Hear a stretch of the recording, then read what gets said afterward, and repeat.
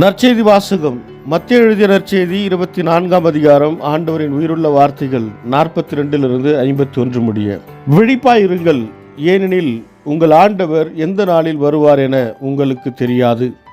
இரவில் எந்த காவல் வேளையில் திருடன் வருவான் என்று வீட்டு உரிமையாளருக்கு தெரிந்திருந்தால் அவர் விழித்திருந்து தம் வீட்டில் கன்னமிட விடமாட்டார் என்பதை அறிவீர்கள்.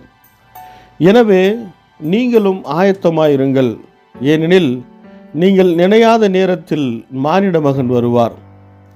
தம் வீட்டு வேலையாட்களுக்கு வேளை உணவு பரிமாற தலைவர் அமர்த்திய நம்பிக்கைக்கு உரியவரும் அறிவாளியுமான பணியாளர் யார்? தலைவர் வந்து பார்க்கும்போது தம் பணியை செய்து கொண்டிருப்பவரே அப்பணியாளர். அவர் பேறு பெற்றவர். அவரை தம் உடைமைகளுக்கெல்லாம் அதிகாரியாக அவர் அமர்த்துவார் என உறுதியாக உங்களுக்கு சொல்லுகிறேன். அப்பணியால் பொல்லாதவனாய் இருந்தால் தன் தலைவர் வர காலம் தாழ்த்துவார் என தன் உள்ளத்தில் சொல்லிக்கொண்டு தன் உடன் பணியாளரை அடிக்கவும் குடிகாரருடன் உண்ணவும் குடிக்கவும் தொடங்குவான். அப்பணியால் எதிர்பாராத நாளில் அறியாத நேரத்தில் அவருடைய தலைவர் வருவார். அவர் அவனை கண்டந்துண்டமாய் வெட்டி வெளிவேடக்காரருக்கு உரிய இடத்திற்கு தள்ளுவார்.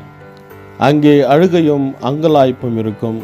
ಇದು வாழ்வு தரும் ಕ್ರಿಸ್ತುವಿನ ನற்ಸೆய்தி. ಕ್ರಿಸ್ತುವೇ ಉಮக்கு புகழ್. ಮತ್ತಾಯ ಅಧ್ಯಾಯ 24 ವಚನ 42ರಿಂದ 51ರವರೆಗೆ.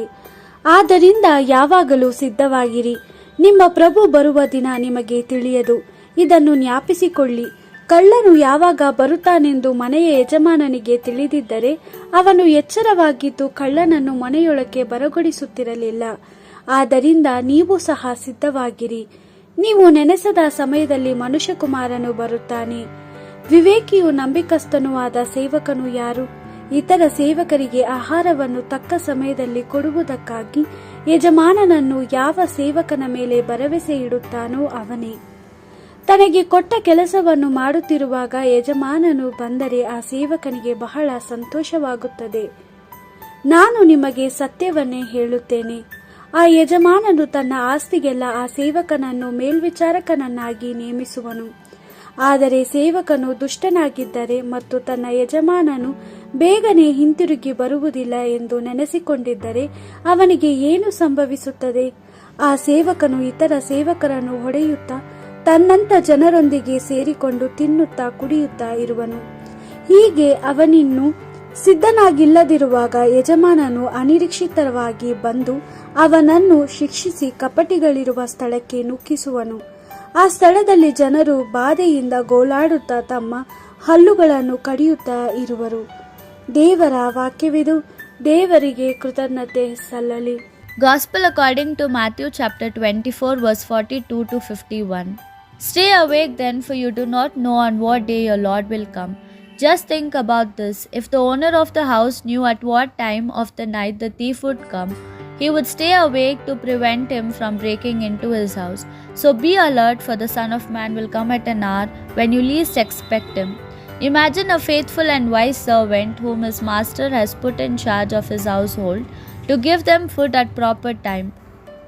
Fortunate indeed is that servant if his master on coming finds him carrying out his duty. Truly I say to you, his Lord will entrust him with everything he has. Not so with the dishonest servant who thinks my master is delayed, and he begins ill-treating his fellow servants while eating and drinking with drunkards. But his master will come on the day he does not know, and at the hour he least expects, and he will throw out that servant and make him share the fate of the hypocrites, where there will be weeping and gnashing of teeth. The Gospel of the Lord. Praise to you, Lord Jesus Christ.